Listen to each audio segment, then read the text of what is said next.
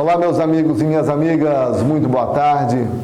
Venho conversar com você nesta tarde de hoje sobre um assunto bastante polêmico, complicado.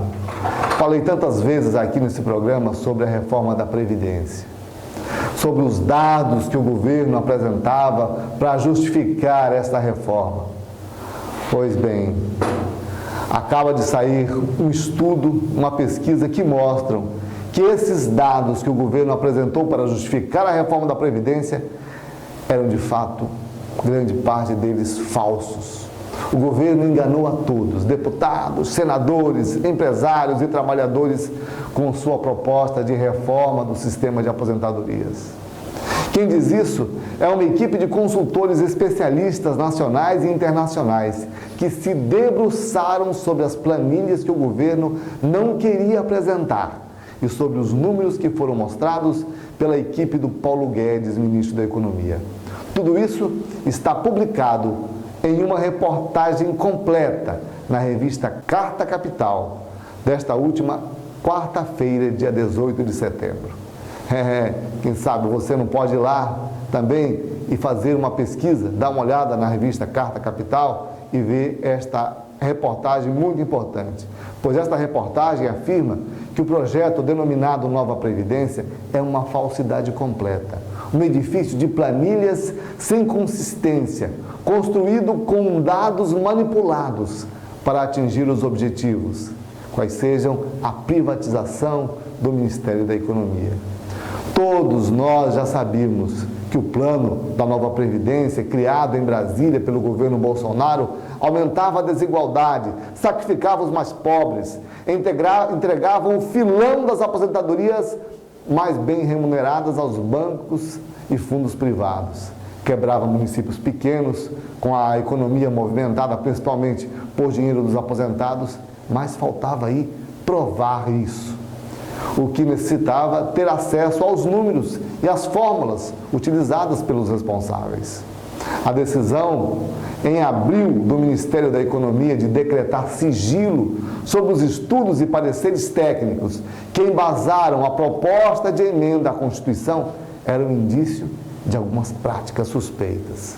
Pois bem, depois da aprovação do projeto pela Comissão de Constituição e Justiça, o ministro Paulo Guedes abriu parte das informações, mas manteve escondido o essencial: as planilhas com a memória de cálculo, os pressupostos de crescimento e de emprego, quem será mais afetado, quem ficará fora e o custo para a implementação de um regime de capitalização. Encontrar provas exigia, portanto, driblar a ocultação de dados chaves. Foi o que fez um grupo de pesquisadores do Centro de Estudos de Conjuntura e Política Econômica do Instituto de Economia da Unicamp. E os resultados estão no texto inédito, intitulado A Falsificação nas Contas Oficiais da Reforma da Previdência, o caso do Regime Geral de Previdência Social, divulgado em primeira mão, naturalmente, pela revista Carta Capital, que hoje eu dou eco aqui nessa minha fala, nesse meu comentário. As contas oficiais da reforma da Previdência para o regime geral foram falsificadas.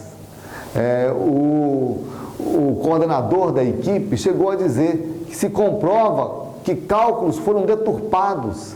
Esses cálculos deturpados ampararam a principal apresentação sobre a economia a ser gerada pela reforma feita pelo secretário da Previdência, o Rogério Marinho, lá em maio no Congresso Nacional.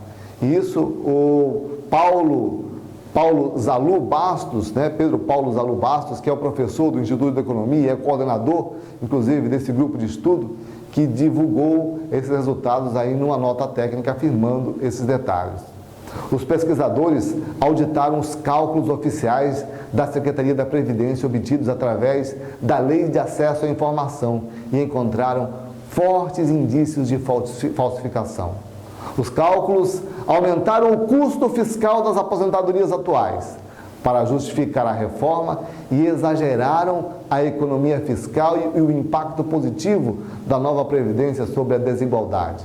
Ao contrário disso, os pesquisadores afirmam que para o regime geral da Previdência Social, as aposentadorias por tempo de contribuição obtida nas regras atuais com idades mais novas geram um superávit, como eu já mostrei várias vezes aqui nos programas, né? Gera um superávit para o regime geral e tem impacto positivo sobre a desigualdade.